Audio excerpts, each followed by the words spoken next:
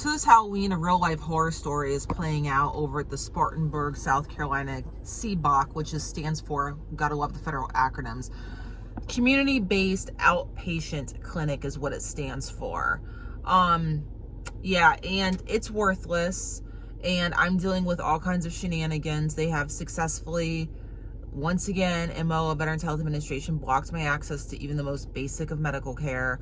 The Ask a VA thing, that's supposed to be where you can ask a VA questions. That's also another worthless layer of bureaucracy is what it's turned into, where they give you the runaround and it's just another person sucking off the taxpayer on this worthless payroll. They have the, what was formerly known as White House National 24/7 hotline where you could like submit complaint, compliment, whatever. While the people are nice over there, that's worthless. It just goes in a big VA, Veterans Health Administration circle, and they do nothing with that, but just ignore those complaints. And the list just goes on. So, you know, this is why I started my journey out of the US, basically, to get healthcare, to try and build another life because of stuff like this. And I'm also dealing with this bizarre situation, which I've never encountered before, of the Spartanburg, South Carolina clinic staff, the licensee, concealing the identity of a person who's licensed involved in my care and concealing where they're licensed as well. I'm pretty sure they're not licensed in South Carolina from the research I've done. But the problem is there's so many other states trying to narrow it down. I've already reached out outside of the VA because they're worthless. They don't care. And I have contacted the medical and nursing boards of South Carolina to alert them to the situation and ask for assistance in identifying these people to try to figure out who they are and who they're licensed through exactly, because I don't know and they're not disclosing it.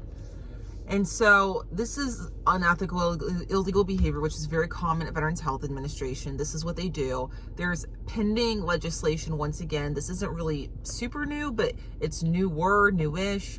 And it's kind of like a rebranding, recycling of the same thing. And basically the bottom line, this is probably one of the better things I've seen, where it would let veterans like me schedule themselves online to get the hell out of the VA and get some real health care out in the community wherever they're living. And that is life-saving to be able to do that. I've had nothing but issues accessing healthcare really in America my whole life. It's not just this one thing.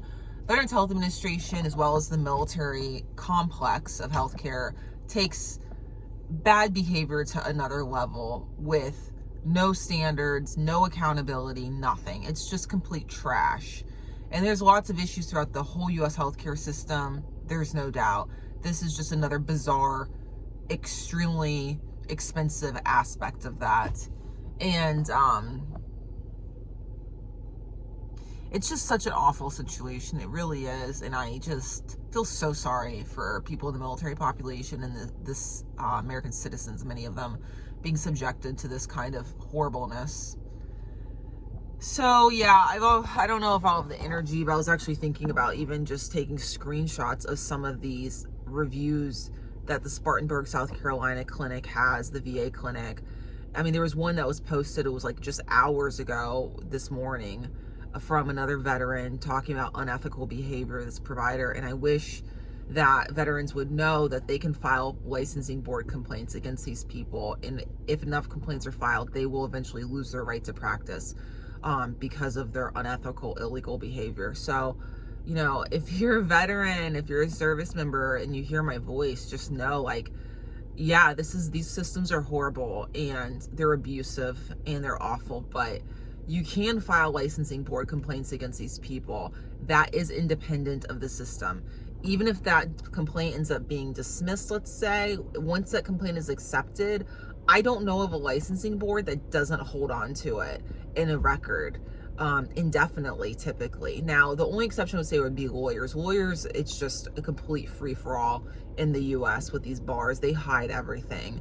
But with healthcare providers, it's a whole different ball game. And there's this thing called medical malpractice insurance.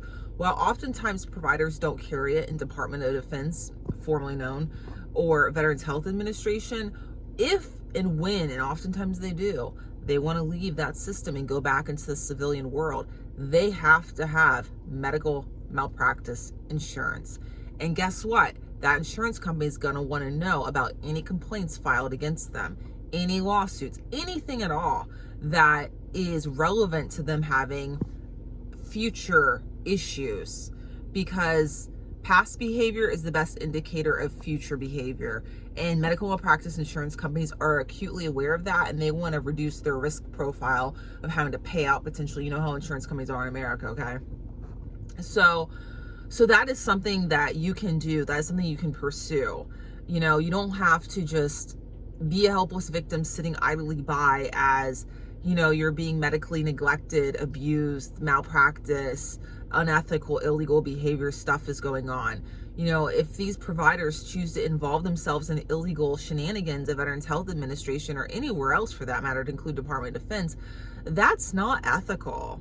That is against what licensing boards want their licensees to be doing.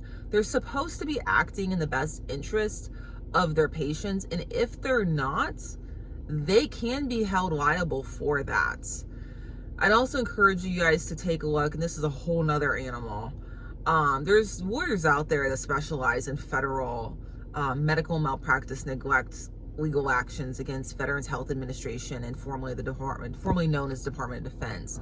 They make a whole living off of it. I don't know how they navigate that system, honestly. It's pretty well insulated compared to the civilian world, but somehow they do. And from what I understand, there are legal actions flying left and right inside Veterans Health Administration because it is such an awful organization. It's just an evil organization. So I hope legislation does pass, you know, to help the veterans out and their family members to get the hell out of Veterans Health Administration and not have their health care interfered with. Because right now, that's what's happening. And people that don't know anything, to include sometimes doctors from the outside, will be like, oh, it's not good. It's terrible. They're going to let veterans out of the system to go get their health care somewhere else. It's bad. No, it's good. It's good. It's good. And if it were managed correctly, it would save a lot of money too. Because, like, even today, there's somebody telling me to go contact the women's health manager. That's just another bullshit position inside of Veterans Health Administration to suck the taxpayers dry and to divert money from health care that veterans need. That's what that is. This whole system, Veterans Health Administration, is bullshit. Hear me when I say that, okay? The shit needs to be shut down, and the money needs to go to the veterans for their health care.